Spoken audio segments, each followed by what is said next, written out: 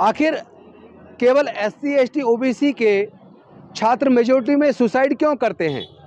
Professional courses में बीच में पढ़ाई छोड़कर केवल एससी एसटी ओबीसी के बच्चे ही क्यों जाते हैं?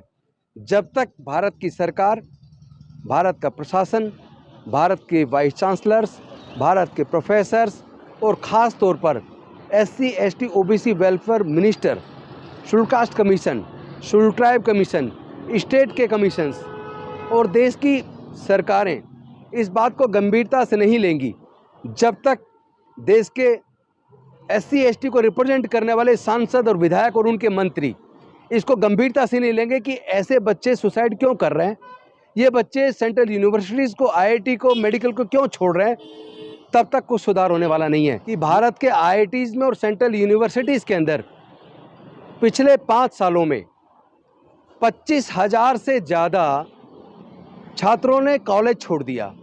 यानी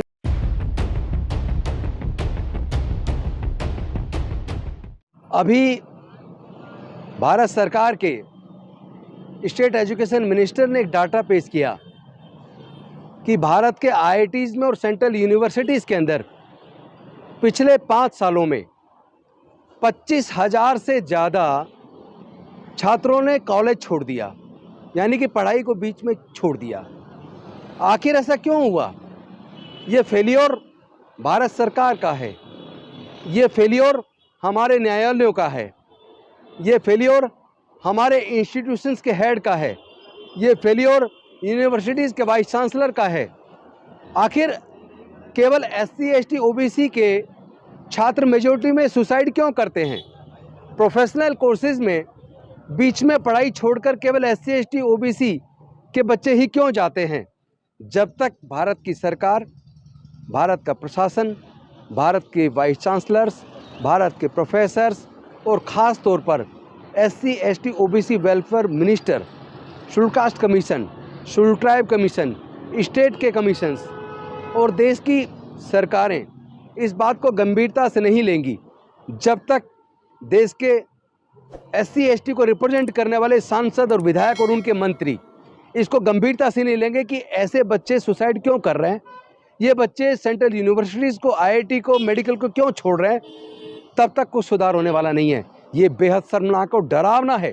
केवल 5 साल के अंदर 25,000 से ज़्यादा एससी एसटी ओबीसी का क्रीम जो एक बड़े कंपटीशन को बीट करने के बाद जिन बच्चों का इन रेपुटेड इंस्टीट्यूट में एडमिशन होता है, जो बच्चे देश का भविष्य बनते हैं, उन बच्चों में से 25,000 से ज़्यादा बच्चों का कॉलेज छोड़ देना और उसमें से बहुत सारे बच्चों का सुसाइड कर लेना, ये बेहद शर्मनाक है, बहुत डरावना है।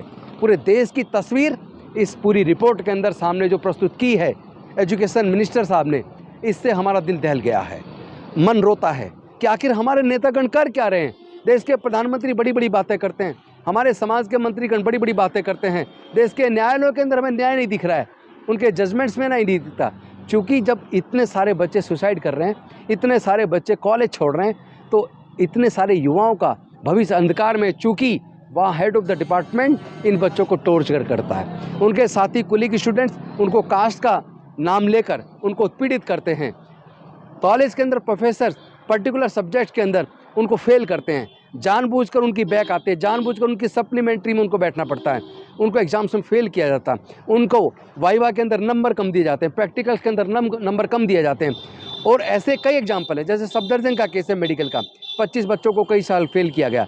जब उनकी कॉपी, ये मुद्दा बना संसद में, कोर्ट से ऑर्डर हुए, उनकी कॉपी बाहर जांची गई, तो वो बच्चे 25 के 25 बच्चे पास हो गए। इसी तरह हमारे जो मौलाना आज़ाद मेडिकल कॉलेज है, उसके अंदर बच्चों को आप रिकॉर्ड उठा के देखिए, जो रिजल्ट्स आते हैं, कितने सारे दलित बच्चों को, आदिवासी बच्चों को, पिछड़े वर्ग के बच्चों को कई साल फेल किया जाता है, उनको रोका जाता है, बच्चों को टॉर्चर किया जाता है। इस हद तक टॉर्चर होते हैं, कई बार बच्चे उस सदमे को झेल नहीं पाते, उनके ऊपर इतना मेंटल प्रेशर होता है। कोई उनको जाति का कमेंट कर रहा है तो टीचर भी उनको क्लास के अंदर दूसरे तरीके से पेश आ रहा है, और ऐसे बच्चों को जब फेल किया जाता है, रोका जाता है अगली क्लास में जाने से, वो बच्चे कितना ह्यूमिलेट होते हैं, कितने टेरर, कितने उनके माइंड पे कितना प्रेशर होता होगा। उस प्रेशर को झेलते हुए कैसे बच्चे, बिरले बच्चे, बड़े बिरले होते हैं जो बच्चे वहाँ से क्वालिफाइड करके अपना कोर्स करके निकलते हैं। कितने सारे बच्चे बीच में ड्रॉप आउट हो जाते हैं और कई बच्चे उनमें से सुसाइड तक कर लेते हैं। ये शर्मनाक है, ये देश के लिए भी शर्मनाक है, देश की सरकार के लिए भी शर्मनाक है। मैं निवेदन करना चाहता हूं देश के सारे सांसदों से, विधायकों से, स्पेशली जो SC ST और OBC को रिप्रेजेंट करते हैं, आप लोग इनकी आवाज़ बनिए। संसद के अंदर, विधानसभाओं के अंदर उनकी आवाज़ उठाइए। और यूनिवर्सिटी के जो वाइस चांसलर्स हैं और जो हेड ऑफ द डिपार्टमेंट, उनको जिम्मेदारी लेनी होगी। अगर बच्चा कॉलेज छोड़ के जाता है, बीच में छोड़ के जाता है या सुसाइड करता है, इसके लिए विभाग के हेड को जिम्मेदार ठहराया जाना चाहिए। इसके लिए वहाँ के वाइस चांसलर को जिम्मेदार ठहराया जाना चाहिए।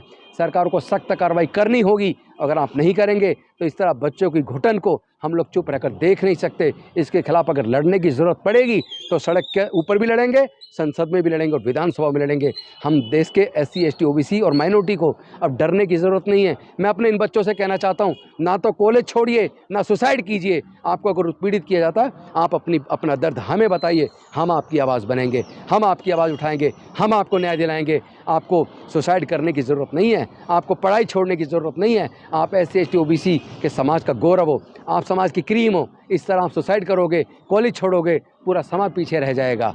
डरने की ज़रूरत नहीं है, संघर्ष करिए। डॉक्टर बाबा साहेब अम्बेडकर जी से सीखिए किस तरह अपने 4 छोटे छोटे बच्चों को गंवाकर, जवानी में अपनी पत्नी को गंवाकर, अपना पूरा जीवन जलाकर वो हमारे लिए एजुकेशनल इंस्टीट्यूशन में सीट रिजर्व कर गए, हमारे लिए संसद विधानसभाओं में रिप्रेजेंटेशन देकर गए, सरकारी नौकरियों में रिप्रेजेंटेशन देकर गए। अगर इसी तरह सब डर गए तो फिर समाज पीछे रह जाएगा, बाबा साहेब की कुर्बानी बेकार चली जाएगी।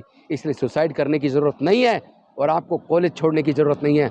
आप लड़िए, संघर्ष कीजिए, बाबा साहेब की तरह संघर्ष करना सीखो और हमें बताइए कोई अगर दिक्कत आती है, हम आपके लिए लड़ेंगे। भीम, जय भारत, नमो बुद्धाय।